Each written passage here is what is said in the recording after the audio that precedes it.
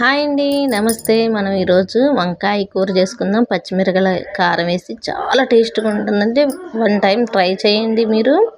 First మనం వంకాయలు cut చేసుకొని పెట్టుకోవాలి.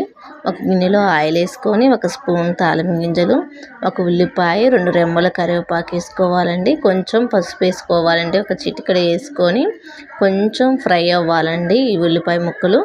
కొంచెం ఫ్రై అయిన తర్వాత మనం కట్ చేసి పెట్టుకున్న వంకాయలను వేసుకోవాలండి. సింపుల్ రెసిపీ అండి. ఏ ఇంగ్రీడియంట్స్ అవసరం లేదు. పచ్చిమిరపకాయలు, ఉల్లిపాయలు, వంకాయలు ఉంటే సరిపోతుందండి. సింపుల్గా టేస్ట్గా బాగుంటుందండి.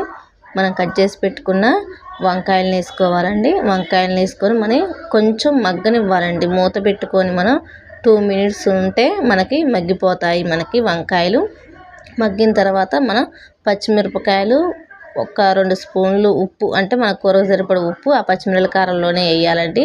ఇష్టమైన వాళ్ళు మసాలా కావాలంటే కొంచెం అల్లం వెల్లుల్లిపాయ వేస్తే ఇంకా టేస్ట్గా ఉంటుంది.